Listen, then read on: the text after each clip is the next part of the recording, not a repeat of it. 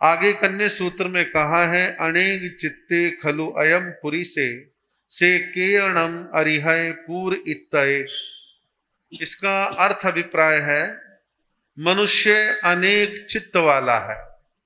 मनुष्य अनेक चित्त वाला है। अनेकानेक कामनाओं के कारण मनुष्य का मन बिखरा हुआ रहता है। वह अपनी कामनाओं की पूर्ति करना चाहता है, एक तरह से छलनी को जल से भरना चाहता है। इस सूत्र में एक साथ कई बातें कह दी हैं। मनुष्य अनेक चित्त वाला है। आपके हमारे सभी के मन में अनेक चित्त निवास करते हैं। हम निरंतर कुछ ना कुछ सोचते रहते हैं, विचारते रहते हैं, अच्छा भी बुरा भी, काम धंधा, रिश्तेदारी, देश विश्व, संस्कृति, राजनीति, सामाजिकता, परिवार, एक साथ कई चीजों के विचारों का ट्रैफिक हमारे दिमाग में जाम लगा देता है। हम अशांत चित्त वाले हो जाते हैं और कई बार व्यक्ति इतना ज्यादा सोचता है, इतना ज्यादा चित्त की उर्मियों का प्रभाव रहता है कि दिमाग की नसें फड़फड़ाने लगती हैं, बीपी हाई होने लगता है, क्योंकि वह अनेक चित्त वाला है। ज्ञानी विद्वान जन कहते, भैया एक समय में एक काम करो, जब वो काम करो उस वर्तमान क्षण में पूरी तरह जियो, काम करो। भविष्य के प्लान बनाने बुरे नहीं है, आप योजना बना लें, लेकिन बहुत अधिक चिंतित या जज्बाती होने की आवश्यकता नहीं है। तो हमारा जब चित्त अनेक होता है तो ना माला में मन लगता है, ना सामायिक में लगता है। और जब ध्यान शिविरों में जाते हैं तो शुरू के दिनों में तो वहां ध्यान ही नहीं लगता, बाद में लगने लगता है जब तक ध्यान शिविर चल रहा है। बाद में फिर दोबारा से बाहर की दुनिया अपनी ओर खींच लेती है। तो ये अनेक चित्त जो हैं आपके चित्त को परेशान करते हैं, आप अनेक चित्तों से दुखित होते हैं। फिर कहा, अनेकानेक कामनाओं के कारण मनुष्य का मन बिखरा हुआ है। आपके अंदर, किसी के अंदर भी अनेक प्रकार की कामनाएं, एक टाइम में अनेक कामनाएं हो सकती है। प्रसिद्धि की कामना है, धन की कामना है, और अच्छे स्वास्थ्य की कामना है। यूं सहज रूप से कोई कामना है, कोई दिक्कत नहीं है, लेकिन एक साथ कामनाओं का बवंडर जब पैदा होता है तो व्यक्ति का मन बिखरा बिखरा हो जाता है। व्यक्ति अपने जीवन के अंदर अनेक चित्त होने की वजह से, कामनाओं के बिखर जाने की वजह से जीवन में बड़ा पीड़ित परेशान रहता है। उसका मन बिखरा बिखरा रहता है, दुखी रहता है। वह अपनी कामनाओं की पूर्ति करना चाहता है, एक तरह से छलनी को जल से भरना चाहता है। आप कहोगे कि फिर कामना रखनी बंद कर दें, ऐसा होता नहीं है। कामनाएं कम ज्यादा मात्रा में जीवन में होंगी, लेकिन कामनाएं बहुत ज्यादा जब होती है और हम ये आशा पालते हैं मेरी सारी कामनाएं पूरी हो जाएं, ऐसा नहीं होता। सारी कामनाएं आपकी पूरी कभी नहीं होती। और उनकी दशा के लिए उपमा देके कहा है, आप एक बारीक छलनी लेकर के या छलनी जैसा कोई बर्तन लेकर के कुएं में डालें या उसमें पानी डालें तो पानी उसमें रुकेगा?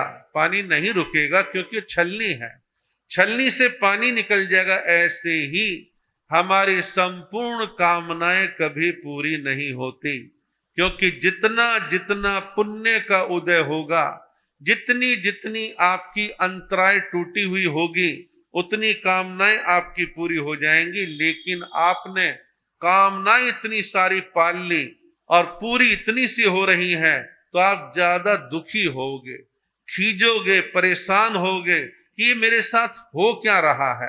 हमारे यहाँ आगम में कहा है उपमा दे करके, इच्छा कहो, कामना कहो, लालसा कहो, हवस कहो, इच्छा हूं आकाश समा अनंत्या। हमारी इच्छाएं, कामनाएं आकाश के समान अनंत है। हम इतनी इच्छाएं पालते हैं, उसका कोई और छोर किनारा दिखाई नहीं देता। जैसे आप किसी खुले गांव देहात की तरफ गए हैं और आपसे एक सड़क से गुजर रहे, तो आपको क्या लगता है कि इतनी दूर के बाद ऐसा आभास हो रहा है, आकाश और धरती आपस में मिलती हुई दिखाई दे रही है, उसे कहते हैं क्षितिज।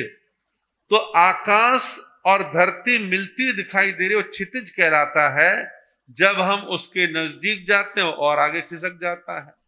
तो जैसे क्षितिज का और छोर नहीं है, या यूं कहो कि आकाश और धरती मिलती दिखती है, मिलती नहीं है, इसी प्रकार हमारे जीवन में इच्छाएं कभी पूरी नहीं होती। इच्छाएं निरंतर विकास को प्राप्त करती रहती है, और जिनकी वजह से हमारा चित्त, हमारा मन चंचल रहता है।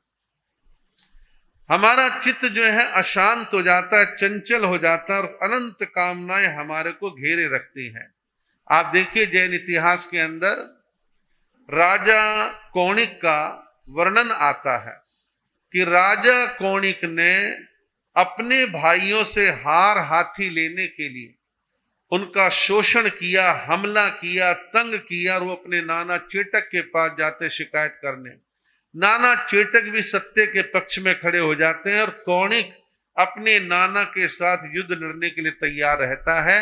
उनसे युद्ध लड़ता है, युद्ध के मैदान में मारे जाते हैं, और अनंत कामनाओं का धनी वह कौणिक दुनिया भर का हिंसा अत्याचार केवल इसलिए करता है मेरी इच्छा, मेरी कामनाएं पूरी हो जाएं, और अपनी कामनाओं को पूरी करने के लिए शोषण करता है, युद्ध लड़ता है। लेकिन अंत में जो उसकी मति में कुछ सुधार होता है, वह भगवान महावीर के चरणों में जाता है और निवेदन करता है भरी सभा में, भगवान मैं मरकर के कौन सी गति में जाऊंगा। उसने आशा पाली थी, उसने एक कूटनीतिक चाल चली थी कि मेरी छवि सुधर जाएगी यदि भगवान महावीर ने देवलोक का नाम ले दिया।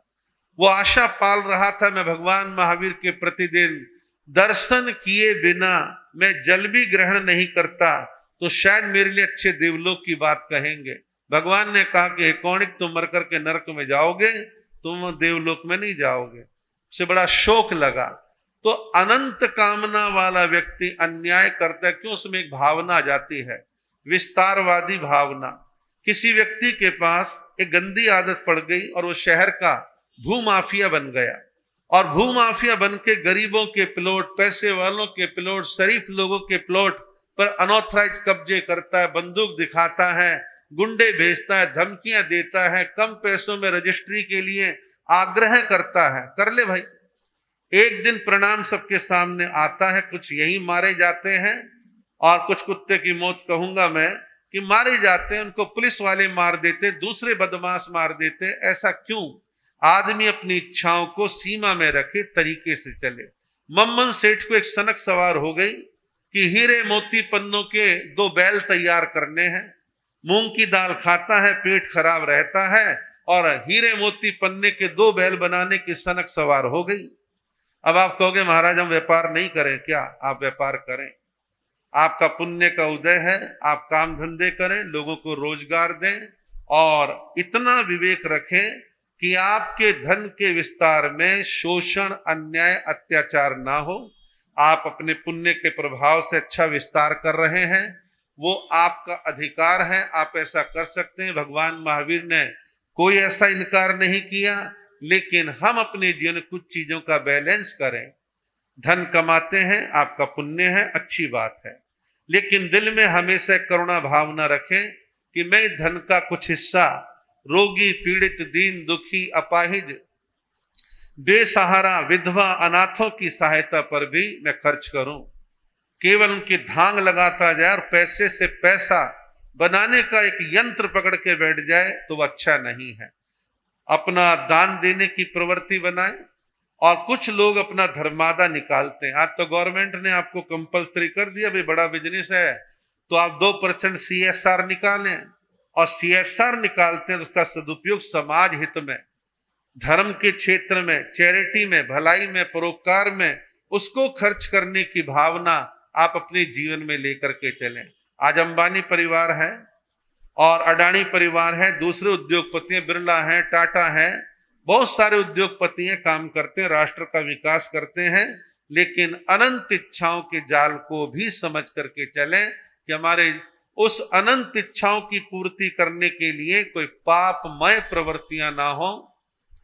अन्याय शोषण का काम ना हो, देश के साथ द्रोह ना हो, इन सब बातों का ध्यान रखते हुए आगे बढ़ेंगे, आपका जीवन सुंदर, अच्छा और प्रभावशाली बनेगा।